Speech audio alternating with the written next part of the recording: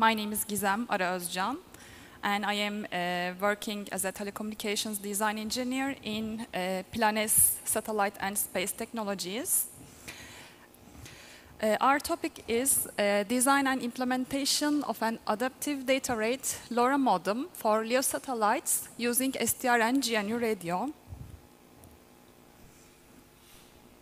Outline is I will explain LEO satellites and IoT applications, and LoRa receiver and transmitter waveform structure, waveform properties, LoRa sensitivity values and data rates, and the adaptive data rate algorithm, and related link budget computation, and what is the channel model, LoRa pair performance and Doppler robustness, and LoRa waveform parameter estimation and our results. Then I'll show the GNU flow of this modem and results, then conclusion, and I'll briefly explain our satellites and IoT products. LEO satellites are at orbit 160 and 20,000 kilometers, and as of 2024, there are approximately 5,000 and 6,000 actively LEO satellites in orbit. And LEO satellites enhance IoT applications because providing reliable and global coverage. And LEO's NTN means non-terrestrial network, and NTN IoT applications are increased because growing of the companies enter the NTN IoT system. And LEO satellites are used several purposes, such as communications, Earth observation, and IoT services. I will explain the long-range technology. Long-range, I will say LoRa, is a modulation technique, and its advantages are it has high Doppler frequency robustness, low data rates, low power consumption, long range, low cost, and multipath resistance. As you can see the figure, LoRa has more range and lower bandwidth, so low data rate according to other technologies. And these LEO's NTN IoT satellites are used for various aims, for example, agriculture, environmental aims, finance, insurance, maritime, energy aims, for example, reading the sensor data or reading the metering data, kind of. This graph shows the LoRa receiver and transmitter waveform structure. I will explain the blocks. At the transmitter side, input data undergoes the padding and CRC adding. It is preparing for the transmission. And then Hamming encoding is applied because error correction happens. And then whitening block, it is basically a randomizer. It randomizes the data. And then interleaving block, it is basically for spreads the data and prevents the burst of errors. And it is key parameters are SF means spreading factor and bandwidth. Then the interleaved data undergoes the graying block. It is mapping. It maps onto the interleaved signal to a specific modulation. In this time, our modulation is chirp spread spectrum modulation, and it is basically a LoRa modulation. And its important parameters are bandwidth, carrier frequency, and transmit power. And then this modulated signal undergoes a channel emulator. And channel emulator is used for simulating the real world conditions, like, for example, signal degradation, multipath effects, fading, interference, like that. And then after the incoming signal enters the receiver side, the incoming signal is first synchronized. The important parameters are spreading factor and carrier frequency because of the time and frame synchronization. And then signal is undergoes the demodulation and despreading block to recover the original data. And reverse of the transmit sides blocks, we have degraying, deinterleaving, decoding for error correction, and then CRC check and padding removal is applied, and the original data is recovered as at the output. This shows the LoRa waveform parameters, and this is a graph, time and frequency. We use the preamble, radio sync symbols, header, and data and CRC. The preamble allows the receiver to detect start of a new packet, and it consists up chirps. And then the radio sync symbols allows the receiver to synchronize the data, incoming data, and it has specific chirps. And then optional header come, and this contains the metadata about the packet. And data is the actual user data. As I said before, it can be sensor data or metering data. And optionally, CRC is added. Spreading factor is one of the important parameters for the LoRa. It shows how bits describes according to a spreading factor increases, and it is range from 7 to 12. And our other parameter is bandwidth, and typically 3 bandwidth values used in LoRa modulation. They are 125, 250, and 500 kilohertz. Coding rate is related with the error correction capabilities, and it defines the actual data over actual data plus correction data. For example, 4 over 5 means 4 bits for data, 1 bit for correction. And for LoRa, the preamble length should be minimum 8. This spectrogram shows the comparison of LoRa spreading factors changing from 7 to 12, respectively. And you can see when the spreading factor changes, the slope and the time duration of the chirps are varying according to changing the SF. And you can see the formulations for symbol period is the chirp duration, coding rate, data rate, etc. And the packet structure is as follows, as I mentioned before. And the header explains, carries the metadata, for example, payload length, what is the coding rate, etc., like these kinds of information.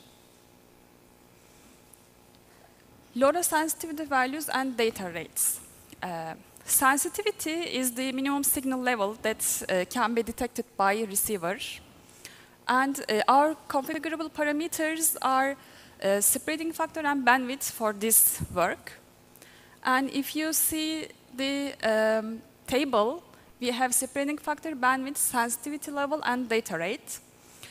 So spreading factor changes from 7 to 12. And for the same bandwidth value, for example, 125 kilohertz in this case, the sensitivity levels improving, but the data rate decreasing. So higher SF values spread signal over time, increasing the chirp duration. This improves sensitivity, but lowering data rate. And to see the bandwidth effect, let's constant spreading factor, for example, 7. As the bandwidth increases, sensitivity level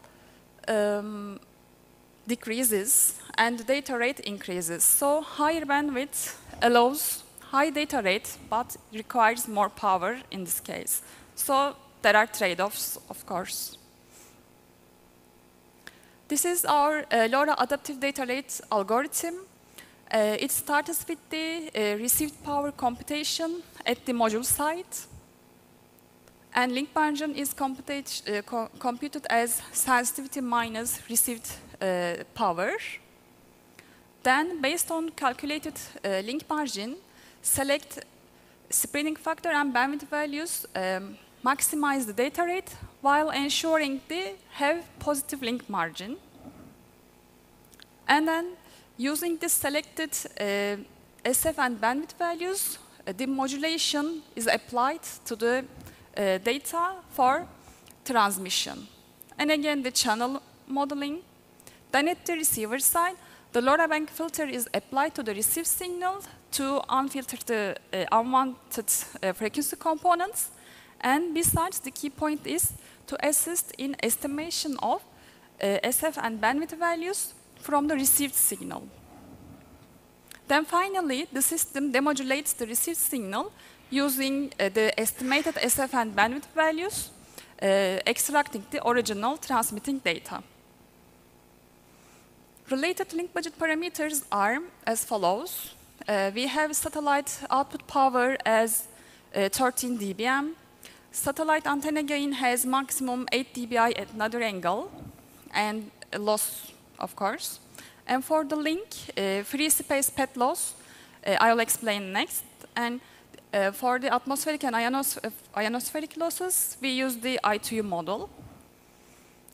And module antenna gain has maximum 3 dBi at another angle, and it has loss, of course. The inputs are satellite TLE data. I'll explain later again what is TLE data. Simulation start time, beacon period, module coordinates, satellite and module antenna gain, CST output files. And as an output, we have 3 outputs: free space pet loss, received module power in dBm, and Doppler frequency shifts.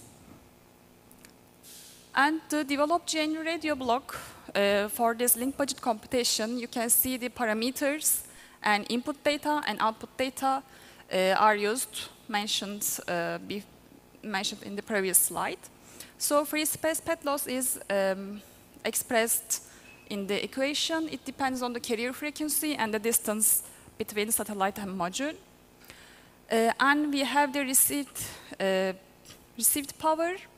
It is calculated as a transmit power and satellite antenna gain, module antenna gain, and subtracting all the loss sources. Then sensitivity is calculated as noise floor, noise figure, and minimum SNR value. TLE data is 2-line element data, and it describes current orbital parameters of the satellite. And you can see the structure of the format. Using this TLE data, orbit propagation applies mathematical models to predict the satellite's future position for expressing the satellite passing. And we use the model given in the link. The channel model have a developed GNU radio block as shown, and SNR is calculated as received power minus noise power. Noise power is minus 174 dBm per hertz and plus 10 log 10 bandwidth. And clock offset and frequency offset are calculated in the equations. So for the 2 figures, it is expressed that elevation increases means satellite approaches, and elevation decreases means satellite moves away. So it describes one satellite pass. For one satellite pass, we can see this satellite receive power and module receive power increases when satellite moves to us, approaches us, and then when it moves away, the satellite and receive module power decreases. And for the Doppler, it is getting 0 when it is just overhead and then increased again. LoRa packet error rate performance and Doppler robustness. Here you can see 3 figures. They are SNR versus pair graphics and for 3 different Doppler rates. And here we can see there is a 10% pair rate.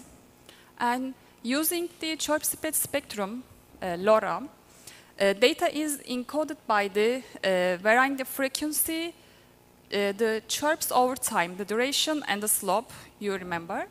And this enables tolerancy for frequency variations and tolerant to Doppler effects. And for the bandwidth, wide bandwidth, when higher the bandwidth, relative frequency shift comes smaller compared to the narrowband systems. So this reduces the impact of Doppler shifts. And we see the low SNR performance in high SF values. This is our parameter estimation algorithm. First, the construction of all signal possibilities means from SF7 to 12 and for the 3 bandwidth values, construction of all signal possibilities, and then noisy signal, noisy received signal correlated, and for this block, selecting bandwidth and SF values have the highest correlation. So the output is estimated bandwidth and estimated spreading factor. Advantage of this robust estimation in power, in low power, noisy receiver conditions. You can see the estimation results here. First graph shows the spreading factor and correlation peak values for the 3 different bandwidth values. And for the optimal correlation is the highest one, as I said. So the second graph showed the estimated values. Spreading factor is 12, and the optimal bandwidth is 125 kilohertz in this case. This flow shows the adaptive LoRa modem GNU radio flow. As I explained the block diagram, applying all blocks step by step, and you can see the link budget computation block, and it has again 3 outputs. And then the modulated data undergoes the channel modeling block, and the received signal undergoes the LoRa bank filter to estimation of the spreading factor and bandwidth values. Then the classical receiving blocks are applied, and then the signal is recovered. Test results are as follows. These graphics are against elevation angle, again one satellite pass. You see in the first graph the received power. As we expected, the received power increases when satellite approaches and decreases when satellite moves away. And for the spreading factor, the highest spreading factor, 12, is applied for the weak channel conditions, for the worst conditions. And then between the 60 and 80 degrees, as you can see, the spreading factor is low. And for the bandwidth graph, the red one, it is optimally at the 125 kilohertz. And for the data rate versus elevation graph, it is the key point, because one satellite pass, as you can see, we increases the data rate. It is not constant. So when the satellite approaches, the data rate increased multiplied by 8. we can see. And there is a reduction in the 90-degree elevation. It indicates a balance between reliability and maximum throughput. And our conclusions are, we see LoRa packet error rate performance computed according to different satellite scenarios. That includes Doppler shift, free space loss, and noisy environment using GNU radio and SDR. And LoRa Doppler robustness is observed according to simulated data paths suitable with the link budget. And adaptive data mechanism is developed by LoRa bank filter block, and higher data rates can be achieved during one satellite pass. As the elevation increases, the LoRa system optimizes its parameters, such as decreasing the spreading factor and increasing data rate to take advantage of the better signal conditions. The dynamic adjustment of a bandwidth at certain elevations enhances communication efficiency. And lastly, the system is designed to maximize data throughput and maintain link quality as the satellite or transmitter's elevation relative to receiver changes. And here are our references. And many of you were very interested in our company. Thanks for this.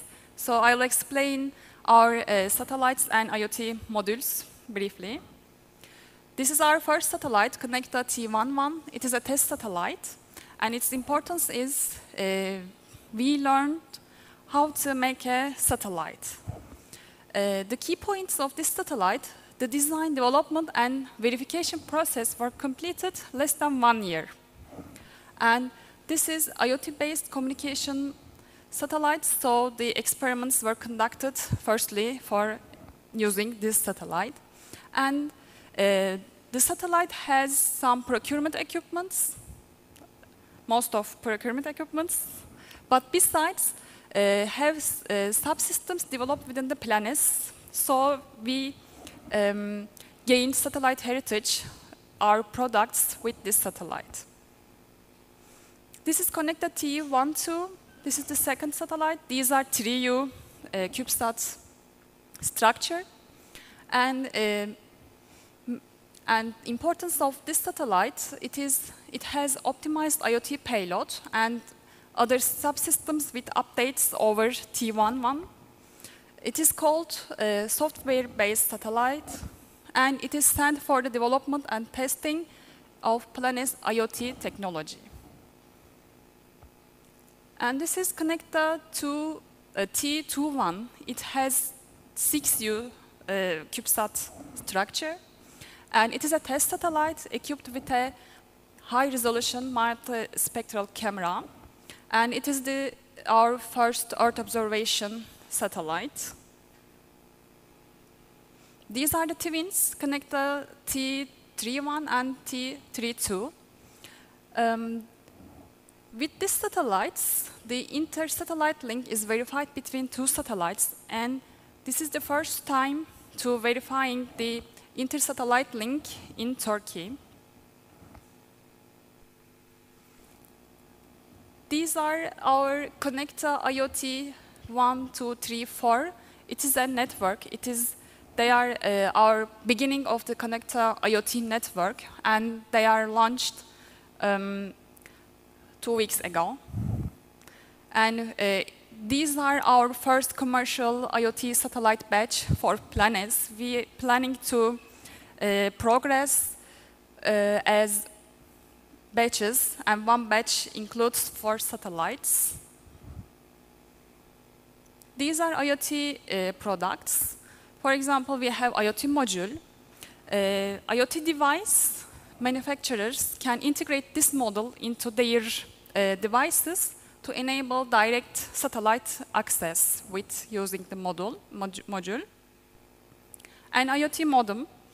IoT system integrators can connect their existing devices to satellites using this modem. And satellite access terminal. IoT solution providers can connect their existing IoT devices to connect to IoT network using this satellite access terminal. I want to show you a video. It is less than 1 minute. How does the Connect to IoT network work? IoT sensor data is transmitted via Plan S modems, modules, or satellite access terminals. To connect to IoT satellites operate in low Earth orbit. Ground stations are located in Turkey and various parts of the world. Data collected by Connect to IoT satellites are downloaded. Data from ground stations are sent to the Plan S core network. The data transmitted to the Plan S core network is parsed. The parsed data is delivered to customers through various platforms. Some of the sectors that benefit from the solutions provided by the Connect to IoT network are: all this communication is supported by a robust network. If you have any questions, you can directly email to Meltem Köroğlu, and of course you can ask me now. Thank you.